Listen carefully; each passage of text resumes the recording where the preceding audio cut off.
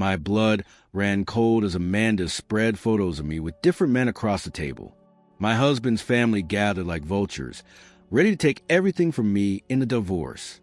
Their triumphant smiles faded when I calmly reached for my purse instead of falling apart. The Hargrove estate in Boston, stately and cold, had always felt like enemy territory to Rachel. With its chandeliers like interrogator spotlights and portraits of ancestors staring down from the walls, the house never welcomed her. Mark's family, the Hargroves, were an East Coast dynasty, old money, private clubs, and Ivy League legacies. Rachel, with her modest background and a degree earned while working 2 jobs, had never belonged. And Amanda, Mark's sister, never let her forget it. Rachel had endured subtle humiliation for years, corrections at the dinner table, snide remarks masked as jokes, invitations she knew were extended only out of obligation. Mark, her husband of 8 years, always found a way to minimize it. "That's just Amanda," he'd say. Or, "You're being sensitive." But Rachel wasn't sensitive. She was observant. And what she saw tonight confirmed a suspicion that had been growing in her gut for months. Amanda had invited everyone under the pretense of a celebratory family dinner. Rachel had sensed the tension in the air from the moment she arrived.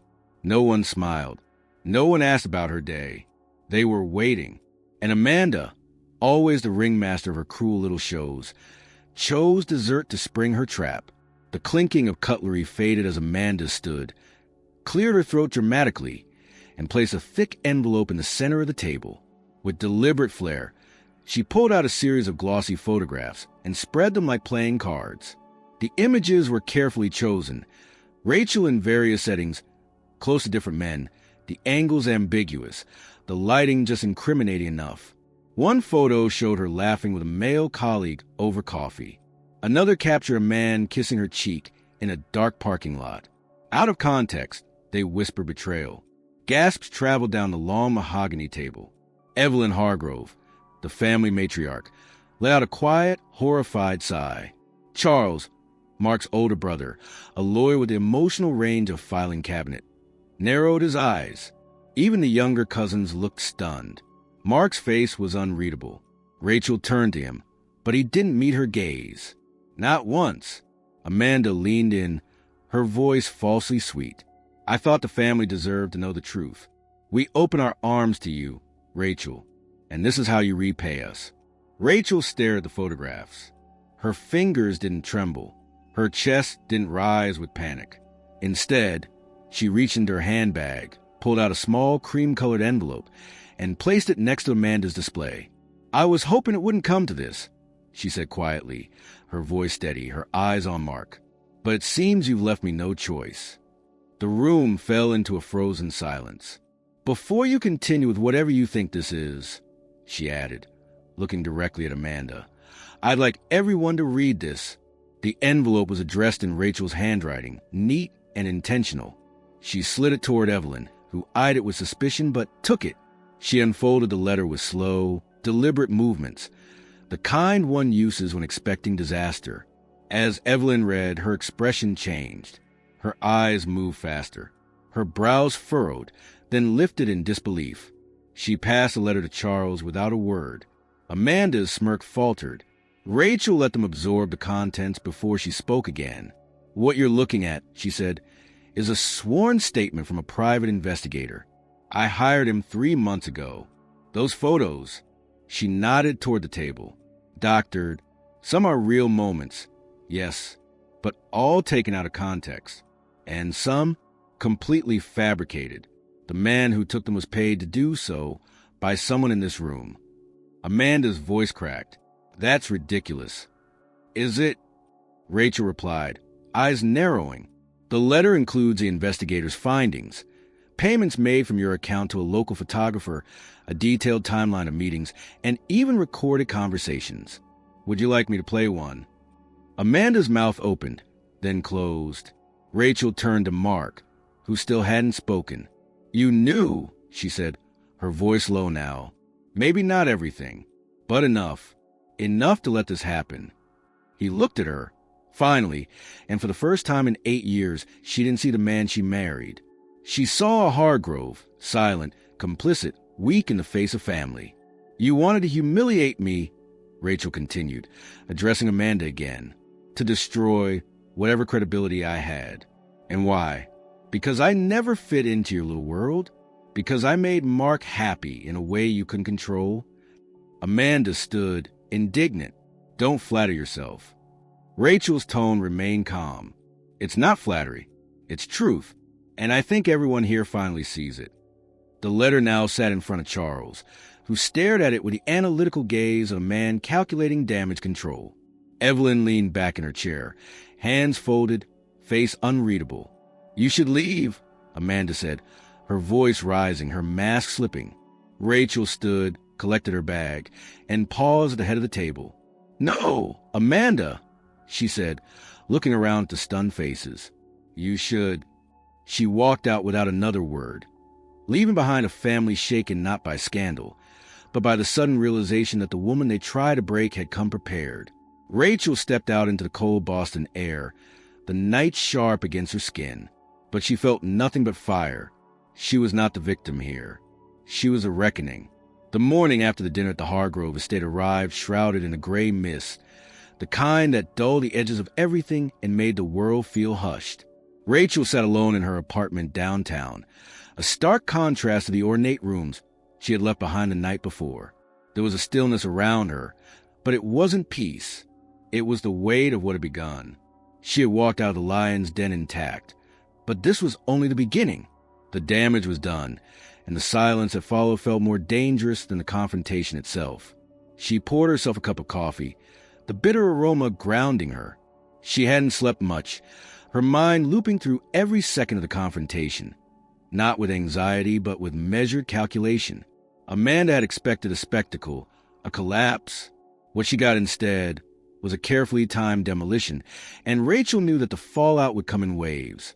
The Hargroves would regroup, and they would retaliate, not with yelling, but with the cold, methodical cruelty they had mastered over generations. Her phone vibrated once. A message from Mark. Can we talk? She didn't respond. She stared at the screen for a long moment before setting the phone face down on the counter. She had nothing to say to him that hadn't already been said with her silence last night. The part that hurt most wasn't Amanda's betrayal. It was Mark's, his inaction, his cowardice. Around noon, Rachel dressed in a simple coat and scarf and stepped out into the crisp Boston air. She walked with purpose, not toward any destination in particular, but to keep herself in motion. Standing still made her feel like prey. Every few steps, she imagined what they were saying behind closed doors. Evelyn, with her ice-cold analysis. Charles, calculating the potential legal consequences. Amanda, scrambling to contain the mess she had made. And Mark, probably trying to find a version of Rachel he once thought he could control. That Rachel no longer existed. By early afternoon, Rachel arrived at a small office tucked between a bookstore and a florist, barely marked by a discreet brass plaque. She buzzed in and was greeted by a woman who led her through a quiet hallway into a private room. Inside, waiting at a polished oak desk, sat Arthur Levin, her attorney. I take it last night went as expected, he said, not looking up from his notes. Rachel sat across from him. Better, actually, Amanda made her move. I made mine. Levin finally looked up. His expression was unreadable, but there was a faintest glimmer of approval in his eyes. You understand the implications of what you did? I do, she replied, and I'm prepared. He nodded, then slid a document across the table. This is a preliminary draft of your divorce filing. Based on our prior conversations, we're positioning this as a response to emotional betrayal and reputational harm. The evidence you provided, particularly the recorded conversations and manipulated photos, makes your case extremely solid. It may even shift public sympathy in your favor, if it comes to that. Rachel didn't flinch. If they push back, I want it all public. Everything. Let the court see what kind of family they really are. Levin studied her. That's a bold position. I'm done being polite, she said. I gave them the benefit of the doubt for 8 years. I won't give them 8 more seconds. Later that evening, as the city lights flickered on and the streets glistened with a soft drizzle, Rachel returned home. The door to her apartment felt heavier than usual, as if the threshold itself understood what she was carrying. Inside, the air was warm but lonely. She kicked off her shoes, turned on a low lamp, and sank into the armchair by the window. She expected the Hargroves to contact her, and they did, just not in the way she anticipated. Around 9 o'clock, a knock sounded at the door. Not a buzz from the lobby, but a knock. Someone had come directly up. She approached cautiously, peering through the peephole. It was Evelyn. Rachel hesitated, then opened the door just enough to speak through the gap. "You shouldn't be here." "I won't take long," Evelyn said, her voice calm. "May I come in?" Rachel didn't move. "What could you possibly have to say to me?" Evelyn's eyes, sharp and cold, softened just slightly. "I need to know how far you intend to go with this." Rachel stepped back, letting the door swing open. "As far as I have to." Evelyn entered, her movements deliberate, regal even in discomfort. She walked into the living room and stood near the fireplace, surveying the space as if she were trying to understand the person who lived there. "I underestimated you," she said. "That seems to be a family tradition," Rachel replied. Evelyn turned, her hands clasped in front of her. "You humiliated Amanda. Publicly. She's furious." "I didn't humiliate her. She did that to herself." "She's still my daughter," Evelyn said. "And Mark was your son-in-law," Rachel countered. "And I was your daughter-in-law. Where was this loyalty when I was being set up?" Evelyn didn't respond immediately. She looked away, as if the question required more reflection than she was willing to give. When she finally spoke, her voice was lower. "I'm here because I know how this family operates. And I know what happens when someone challenges it. You've made enemies." Rachel nodded. "I expected that." "You'll be offered a settlement," Evelyn said. "Generous, quiet, clean. You should take it." "No." Evelyn raised an eyebrow. "You would refuse millions just to prove a point?" Rachel stepped closer. "It's not about the money. It's about what they try to do to me. What they thought they could get away with. If I take their money, they win. They bury the story, they go back to their lives, and nothing changes. You think exposing this will change them?" Evelyn asked. "No," Rachel said, "but it will change me, and that's enough." Evelyn stared at her for a long moment, and then something shifted. Maybe it was understanding. Maybe it was resignation. She walked to the door, pausing before she left. "You're playing a dangerous game, Rachel." Rachel didn't blink. "Then I hope to know how to lose." The door clicked shut behind Evelyn, and Rachel stood alone again. But not the same kind of alone. Not the kind that hurts. The kind that means you're finally free.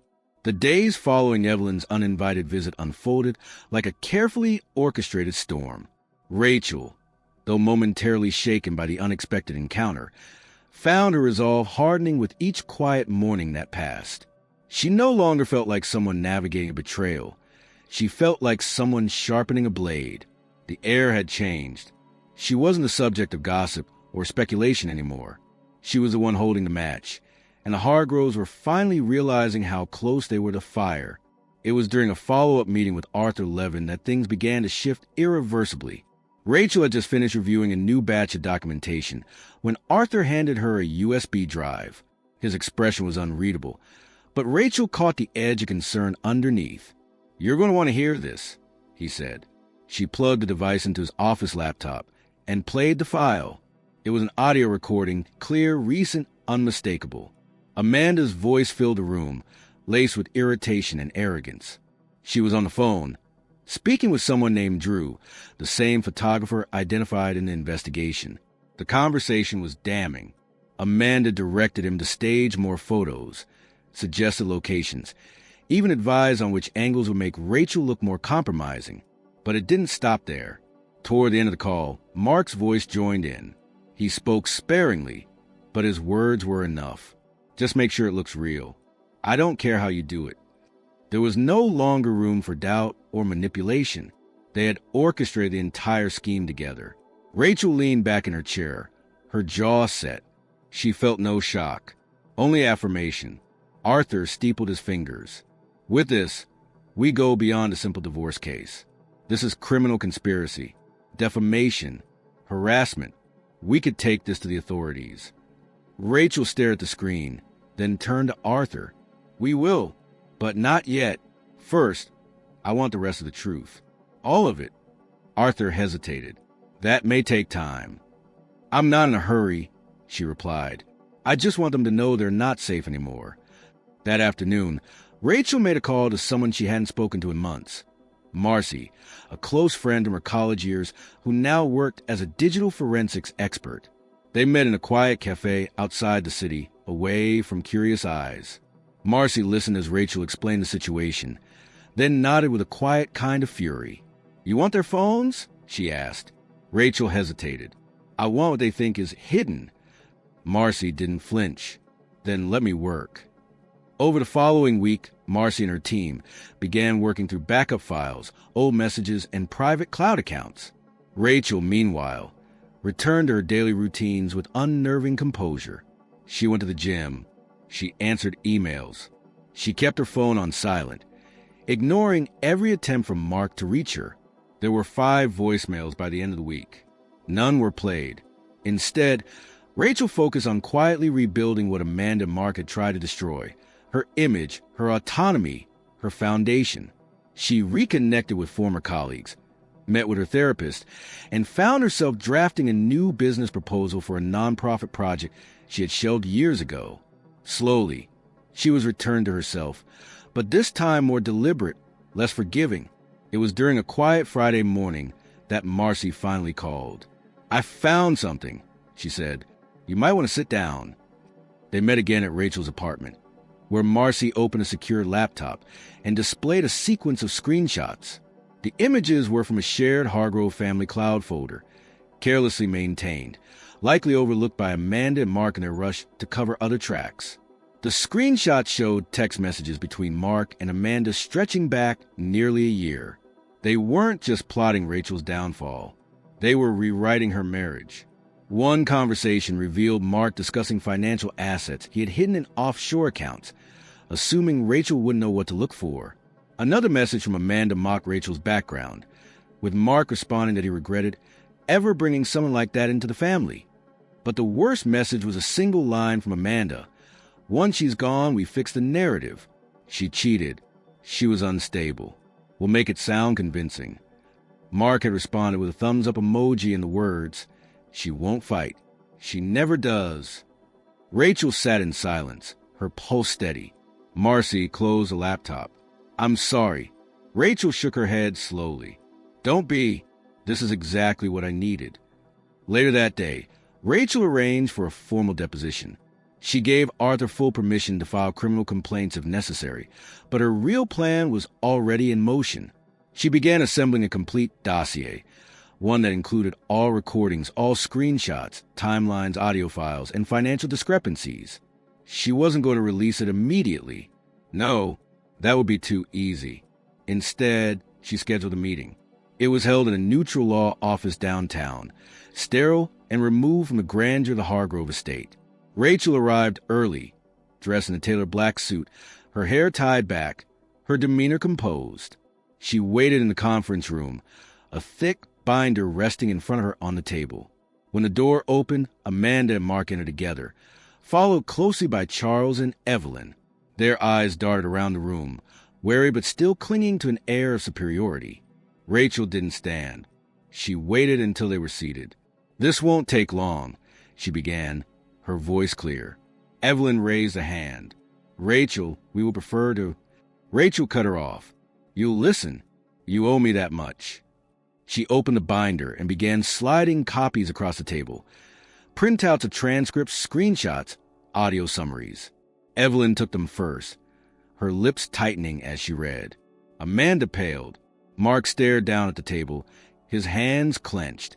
You thought I wouldn't fight, Rachel said, eyes locked on Mark. You thought I'd fold under pressure. You built this whole narrative, confident that no one would look deeper. Mark tried to speak. Rachel, it wasn't. Don't, she snapped. You stood by while your sister orchestrated a character assassination. You participated.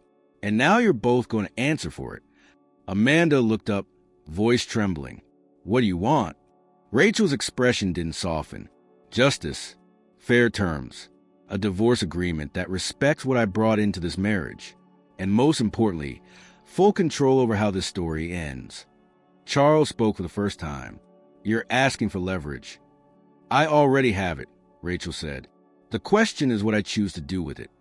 And for the first time, Amanda had nothing left to say. Rachel left the legal meeting with a composed expression, but inside her chest was a storm slowly dissipating. The confrontation had not been theatrical. There had been no shouting, no tears, no climactic slamming of doors. But it had been definitive. Amanda and Mark, for all their plotting and privilege, had sat in stunned silence as Rachel laid out the breadth of their betrayal, not as a wounded wife, but as a strategist finishing the final move of a game they never realized she was playing. They had nothing to counter her. Not facts, not lies, not even arrogance. And as they exited the room in subdued, defeated silence, Rachel realized she no longer needed their remorse.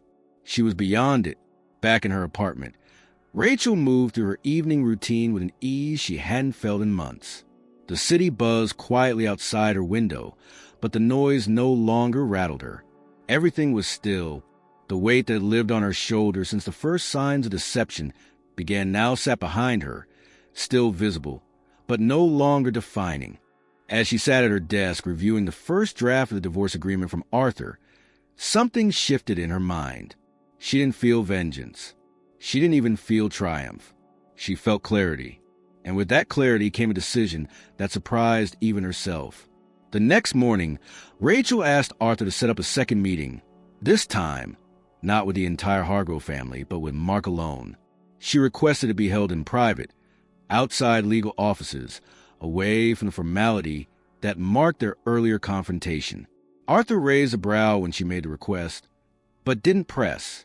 He understood now that Rachel didn't make impulsive moves. She calculated every step.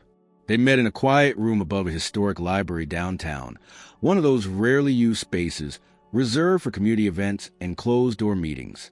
Mark arrived late, his face drawn, unsure whether to look relieved or wary. He wore a soft gray coat over a shirt that was slightly wrinkled, details that Rachel noted instantly. He was unraveling. Good, but she wasn't there to watch him fall. He sat across from her at a circular table with no documents between them, no folders, no recorders, just silence for a long moment before he finally broke it. I wasn't expecting this, he said. Rachel nodded. I know. He tried to meet her gaze. I'm sorry. No, you're not, she replied, her voice calm. You're uncomfortable. That's not the same thing. Mark exhaled slowly, his hands fidgeting on the table. I didn't plan for any of this to happen the way it did. That's the only true thing you've said, she said. You thought you could keep control of the narrative, that I'd stay quiet, maybe take a payout and disappear. But here we are. Mark rubbed his temple, exhausted. I don't know how we got here, Rachel. I really don't. You let your sister poison our marriage, she said, the edge returning to her tone. You watched me get isolated, undermined, humiliated, and you stayed silent. Then you got involved. You were so desperate to preserve the illusion of control. You forgot that I was never playing your game. I was surviving it. Mark said nothing. His eyes stayed on the table. Rachel leaned forward slightly. I didn't call you here to relive it. I've made my decision. His eyes flicked up. About what? The settlement, she said. I'm not taking the money. His brows furrowed. What do you mean? I mean I don't want the family's money, she said. Not the millions Evelyn is dangling to make this all go away. Not the trust shares. Not the properties. None of it. He stared at her in disbelief. Rachel, you could walk away with more than most people see in a lifetime. She held his gaze. And I'd carry the stench of your pity and your damage for the rest of mine. No, I want a clean break. I want what I'm owed legally, my share of what we built together, not what your family thinks they own. Mark leaned back, stunned. That's not what I expected. That's the problem, Rachel said. You all expected me to play by your rules. Even now, you think dignity has a price. He looked away, ashamed, But Rachel wasn't finished. "There's something else," she said. "If I'm provoked, if Amanda so much as whispers a version of the story that paint me as unstable or unfaithful, I'll go public. Every detail, every message, every dollar. You'll be untouchable in court, but not in the world outside. Your family's name will be ash." Mark nodded slowly. "So this is your condition?" "This is my peace offering," she corrected. "I'm not asking for permission. I'm telling you the terms. Quiet divorce, fair division, no smear campaign. In return, I walk away quietly. I rebuild. And you don't have to spend the next 10 years explaining to shareholders and board members why your wife nearly destroyed your name." He looked up, defeated. "You've changed." She gave him the faintest smile. "No, I just stopped apologizing for being strong." They parted without shaking hands. Rachel left first, her heels echoing down the hallway like a closing chapter. Outside, the sun was breaking through a rare patch of blue sky, and for the first time in months, she let it warm her face. By the time the official divorce proceedings began, the agreement had been finalized. No public statements. A confidential settlement based on joint assets. No further contact between Rachel and the Hargroves. Amanda tried, briefly, to inject tension into the process, but Evelyn silenced her. The matriarch knew better now. Rachel had become a threat they couldn't predict, and Evelyn Hargrove was not in the business of starting wars she couldn't win. A week after signing the papers, Rachel quietly sold the apartment she had shared with Mark. She didn't announce it. She didn't throw a farewell dinner or give sentimental goodbyes to the neighbors. She left behind no trace of who she had been inside those walls. Only a handwritten note tucked inside an empty drawer. "I don't want what's yours. I just want what's mine." And then she was gone. Rachel settled in a new city without ceremony, just as she had promised herself. No social media announcements, no photos of cardboard boxes, or new beginnings framed through romantic filters. Her exit had been deliberate, quiet, precise. Just like every step she had taken since the first time she saw Amanda's stack of lies laid out on a dining table like a weapon. The ink on her divorce decree had barely dried before she stepped on the train out of Boston, carrying only 2 suitcases, a laptop, and a name that no longer made her flinch when spoken aloud. She wasn't fleeing. She was liberating herself. She chose Providence for reasons that surprised even her. It wasn't far, geographically speaking, but far enough in spirit. A place where the pace of life slowed without growing dull, where history hung in the air without feeling oppressive. Her new apartment was modest, 2 bedrooms with large windows and old wooden floors that creaked just enough to feel human. She filled the space with things that were hers alone. Photographs from her childhood, worn books with notes in the margins, hand-picked furniture that wasn't curated to impress but chosen to comfort. There was no trace of the Hargrove aesthetic. No sterile gray palettes. No abstract oil paintings chosen by decorators. No crystal centerpieces she had never dared to touch. Every morning, she walked to a nearby cafe, where the baristas quickly learned her name without looking at her ring finger. She worked from a quiet corner, revisiting the nonprofit proposal she had once shelved out of obligation to Mark's ambitions. Now, the pages came alive with renewed urgency. The project, designed to support women emerging from emotionally manipulative relationships, had once felt too personal to pursue. Now it felt inevitable. Rachel wasn't looking to profit from her pain. She wanted to transform it into something that reached others before they lost their sense of self. That was her legacy, not the divorce, not the scandal, but the reclamation. Weeks passed without incident. There were no calls from Mark, no cryptic emails from Amanda, no summons from Evelyn. The Hargroves, as promised, kept their distance. Rachel suspected it had less to do with the legal agreement, and more to do with the fact that they no longer knew how to control her. Their power had never been about wealth. It had always been about silence, obedience, manipulation. Rachel had denied them all 3. But freedom, she discovered, had its own rhythm. Some days, it sang like a song she had forgotten, but now remembered word for word. Other days, it roared like the wind on a long walk alone at night. Unpredictable, exhilarating, and lonely. There were moments when she caught herself reaching for her phone to share a thought with someone who no longer existed in her life. She didn't miss Mark. She missed the idea of partnership, of being seen without the need for armor. Still, she didn't wallow. She took those moments and folded them neatly into the part of her that understood healing was not linear, but spiral, circling back, revisiting, rising again. One evening, as she walked home from a meeting with a local grant organization interested in funding her project, she noticed a man sitting on the steps of her building. He stood as she approached, tall, with a kind of posture that suggested hesitation rather than arrogance. It was Mark. Rachel stopped a few feet away, her face unreadable. "I know I shouldn't be here," he said quickly, hands half raised in apology. "But I needed to see you. Just once. I won't take much of your time." Her first instinct was to turn around, walk away, pretend she hadn't seen him. But something in his expression stopped her. Not remorse, not desperation, but something quieter.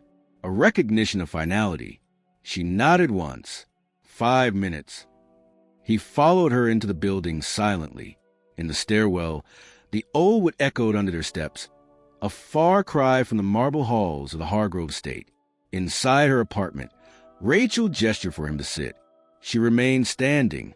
Mark took in the space with a kind of reverence. "This place, it feels like you." "That's because no one else had a say in it," she said. He nodded, accepting the jab. "I didn't come to argue," he said. "I know I lost the right to ask anything of you.